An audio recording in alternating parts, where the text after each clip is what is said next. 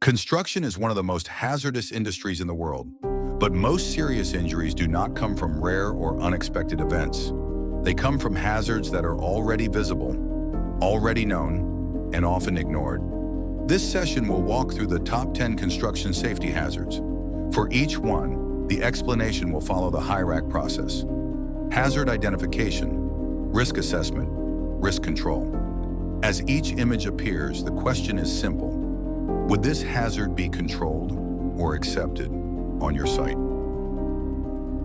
Working at height remains the leading cause of fatal injuries in construction. The hazard exists whenever a person is exposed to a fall risk, from scaffolds, ladders, roofs, or unprotected edges. The risk is severe.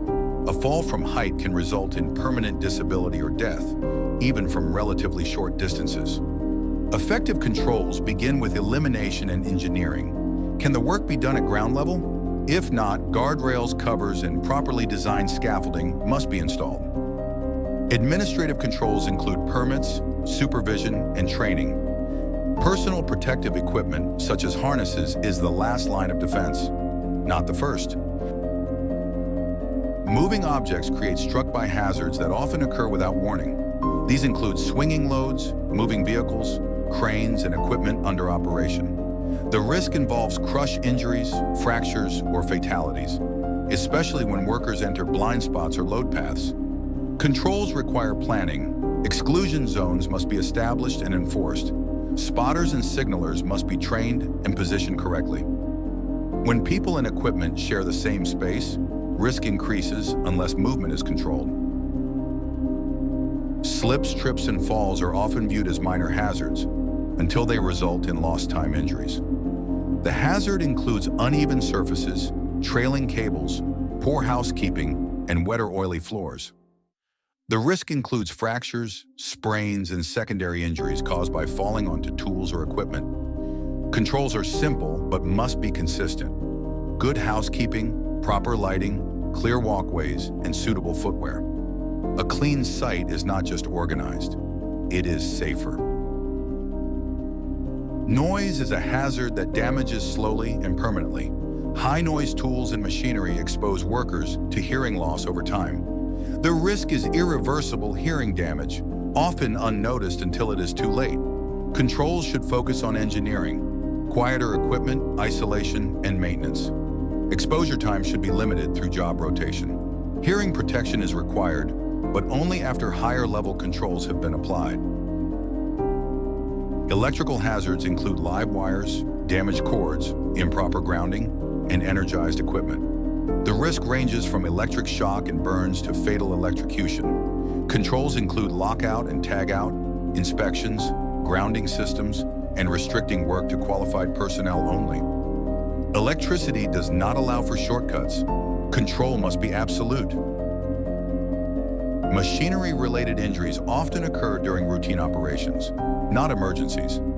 Hazards include moving parts, pinch points, and unguarded equipment. The risk includes amputations, crush injuries, and severe lacerations. Controls require machine guarding, safe operating procedures, regular inspections, and operator training. If a guard is missing, the hazard is uncontrolled. Manual handling hazards involve lifting, carrying, pushing, or pulling loads.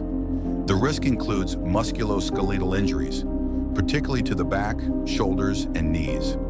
Controls include mechanical aids, task redesign, and proper lifting techniques. Pain that develops slowly is still a work-related injury. Hazardous substances may be solid, liquid, or airborne, including dust, fumes, and chemicals. The risk includes respiratory illness, skin disease, and long-term health effects. Controls include substitution, ventilation, proper storage, safety data sheets, and appropriate PPE. If exposure is not understood, it cannot be controlled. Excavation hazards involve unstable soil and trench collapse. The risk is burial or suffocation, often fatal within minutes. Controls include shoring, sloping, shielding, and daily inspections by a competent person. Soil failure is sudden. Preparation is critical.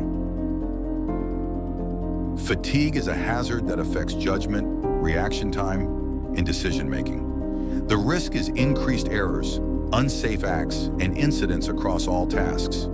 Controls include work rest scheduling, supervision, and fitness for work programs.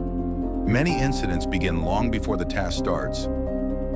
Hazards are part of construction, injuries are not. When hazards are identified, risks assessed, and controls applied correctly, work becomes safer.